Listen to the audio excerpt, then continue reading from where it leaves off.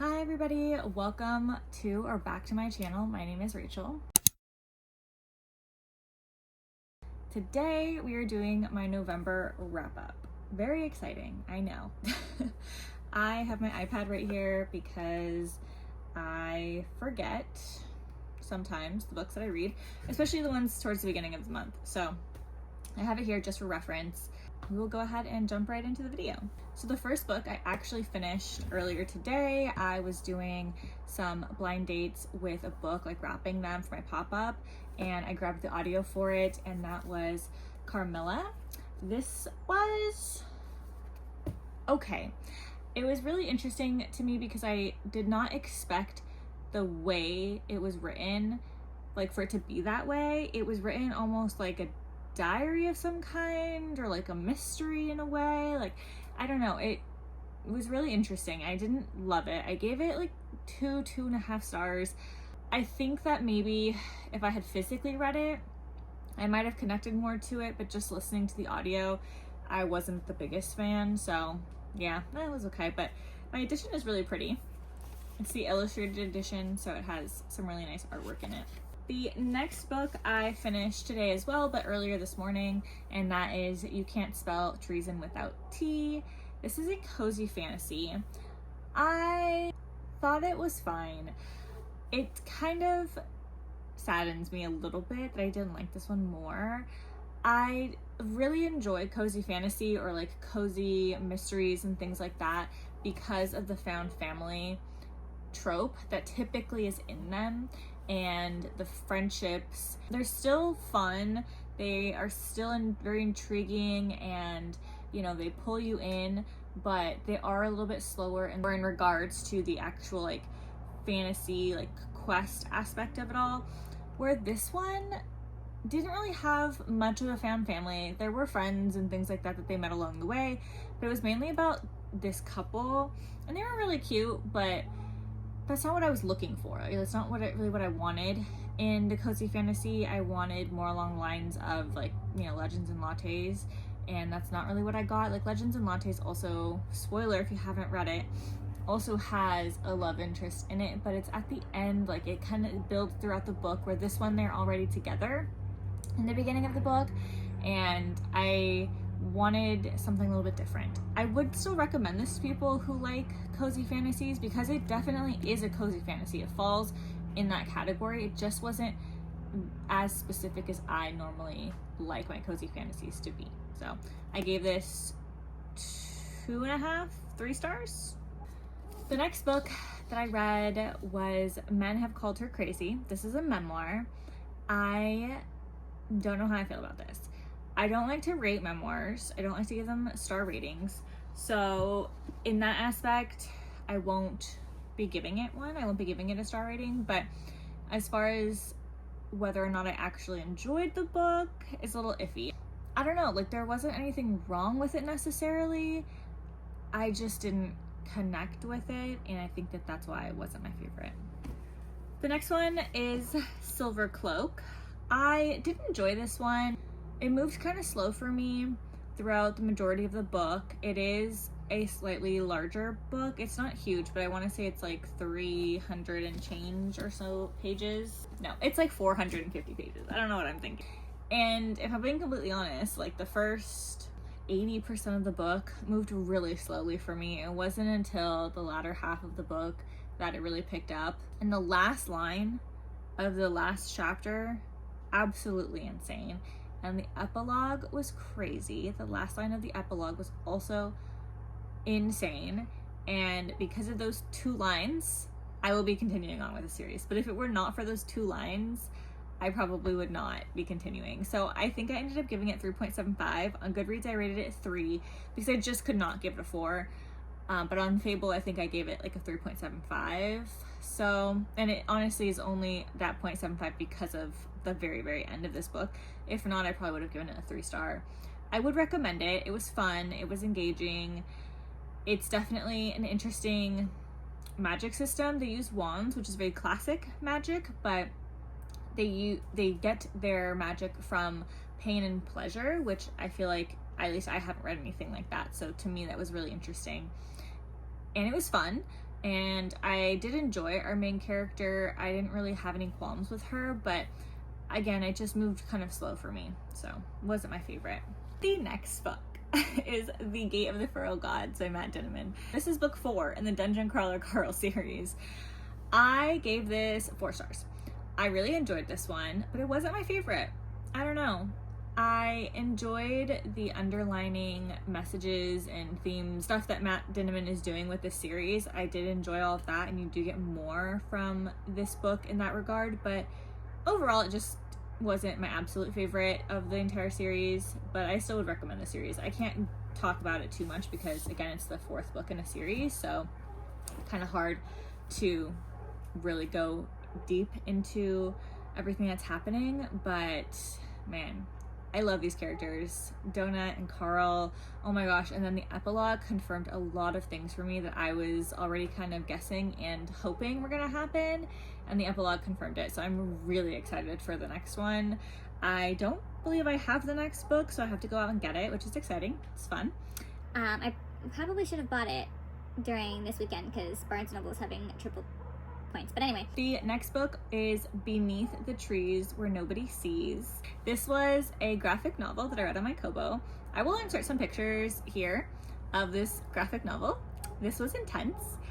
It was really fun. It was really cute is not the right word, but it's kind of the only word I can think of for the design. Like, the illustration of this graphic novel was very cute, but the actual story was like very intense, and like every page I was like, oh my god, it's crazy. Like I said, I'm gonna insert some photos here, but I gave this 4 stars. I thought it was really fun, and I cannot wait for the next one. The next book I read was Direbound. I listened to this one. It was fun. It gave me Fourth Wing vibes. Like, if you like Fourth Wing, you 100% need to read this book. It is basically Fourth Wing, but with dire wolves. There is bonding, there are trials, there are quite crazy twists and turns. It was good. I gave it 4 stars, but again, it was because of the ending. I have not been reading a lot of romantasy lately, and so I wanted to pick up something that was a little bit more light and fun and fast-paced, and so I picked up Direbound, and it was the perfect read for me at that time.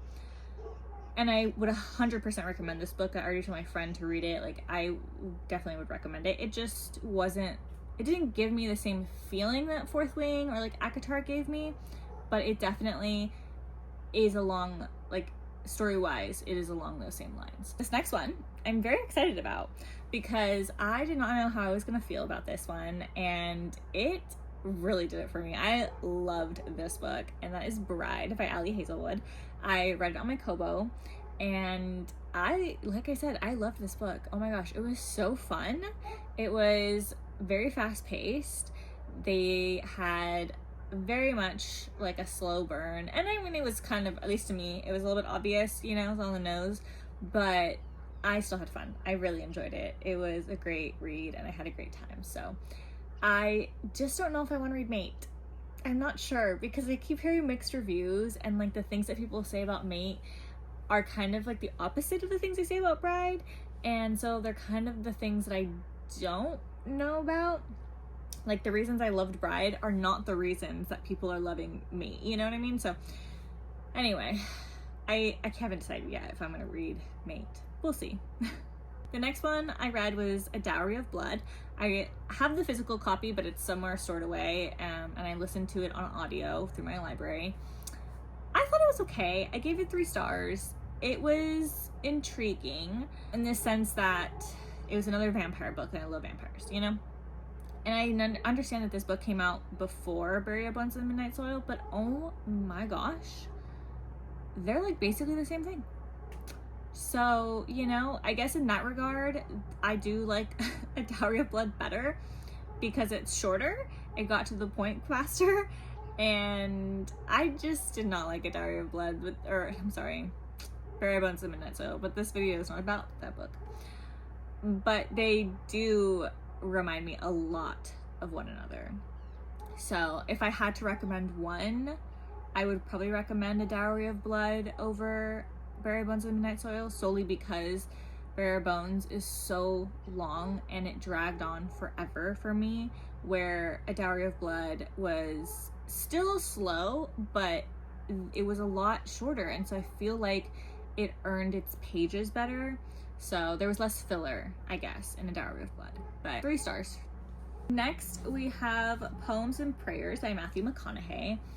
I listened to Green Lights a few years ago, and I believe this book came out this year, and I really enjoyed it. I thought it was really good. Mathew McConaughey, I was just like crazy how good of a writer he is. His writing is so lyrical, so poetic. I mean, this is literally poems and prayers. Beautifully written book, and it was super fast to read. I read it in 2 sittings, but you definitely could also do it more of like a poem a day, or it is broken down into like segments, so you could do like a segment a night or whatever, you know. So I think that it's a really easy book to pick up just whenever. I gave it 4 stars. I really enjoyed it. I did not listen to this one, which is my only thing that I'm like, oh, I kind of wish I had listened to it, because I loved Green Lights when he read it. Oh my gosh, his voice is just incredible. So that's my only thing. I still like the book. So maybe it would have been more, maybe it would have given it 5 stars if I listened to it, but I gave it 4 stars. Bookshops and Bonedust by Travis Baldree. This is the second to last book. Well, actually this is in like reverse order. I started with the most recent book that I read, and this is like the second book I read in November. But anyway, the second to last book we're talking about today. And I gave this one 3 stars. It wasn't as good as Legends and Lattes. For me, at least, I felt like it was just missing that little spark that Legends and Lattes had. Like, when I read that book, blew me away. Like, truly, I loved that book. I think about that book often, and it got me into cozy fantasy, cozy mystery, cozy, you know, all the cozy things. It got me into that, and I kind of hold Legends and Lattes like at this very high, like that's the standard for cozy blank, you know, for me. And this one I enjoyed. It was good. It was very cute. It had fun characters, but it just didn't hit the way Legends and Lattes did for me. I would still recommend it, especially if you like Legends and Lattes. I 100% think you should read this one. It just wasn't my favorite, you know? And the first book, but the last book we're talking about in this video, that I read in November was Recursion by Blake Crouch. I really, really liked this book. It was really fast-paced, just like all Blake Crouch books are. It had a very, you know, twisty turn kind of situation to it, and it was also a little bit heavy, kind of like how his books are. Sorry, there's dogs barking. I'll make this quick. But anyway, I gave it 4 stars. I really enjoyed it. It was a lot of fun, and I highly recommend it. And I have not disliked a single Blake Crouch book, so I am here for it, and I am going to continue reading his books. And yeah, those were all of the books that I read in the month of November. I hope you guys enjoyed this video. Leave a comment down below with your favorite read of November. And if you enjoy my content, don't forget to like and subscribe. I post every Friday, and I hope you guys have a wonderful rest of your day. Bye.